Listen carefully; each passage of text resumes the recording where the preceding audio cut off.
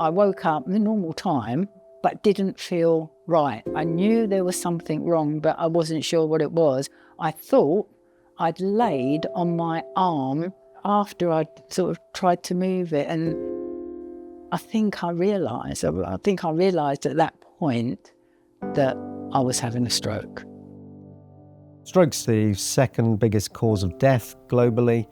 About 11 million strokes every year. It's also a leading cause of disability in adults. Stroke is one of the most important medical emergencies we face.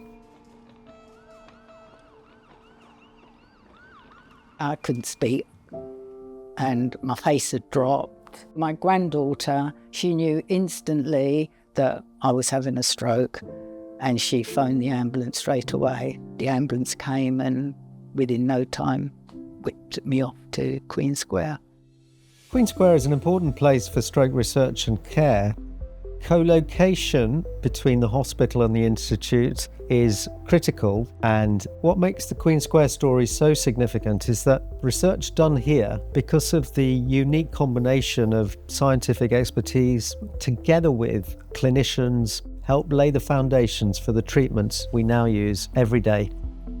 The major Queen Square breakthrough is the discovery of the ischaemic penumbra, which found this idea that when an artery blocks, which is the cause of an ischemic stroke, there is a bit of the brain that is irreversibly damaged, but there's also an area of the brain which can potentially be salvaged, and we call this the penumbra.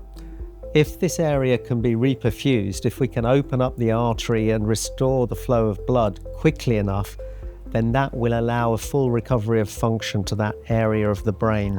The next thing I remember, I was sitting up in bed like this and I said, I'm fine, It was a miracle. It was an absolute miracle from being completely, couldn't do anything, couldn't speak, to being back to normal within hours.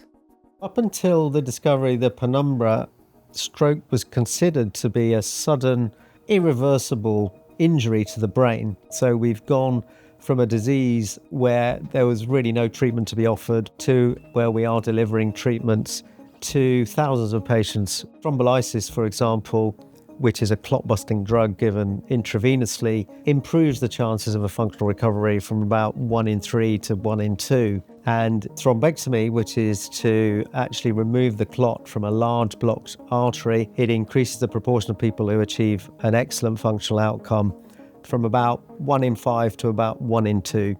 So this is one of the biggest treatment effects in the whole of medicine. It's really important that the hospital and the institute are close to one another, because the treatments that we're evaluating need to be offered within hours of the onset of a stroke. Bringing these treatments into practice was a huge team effort. We developed these hyperacute stroke units that allowed us to assess and diagnose people really quickly in order to deliver these time-sensitive critical interventions. Research from Queen Square had global international recognition and reputation. When I started doing my fellowship at Queen Square, I joined forces with the colleagues here, and through that's when we started setting up the first stroke unit in Malawi.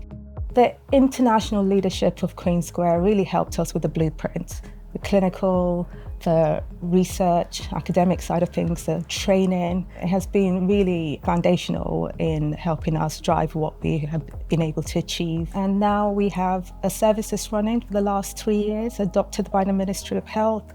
We've built local expertise, and it has significant impact on outcome already.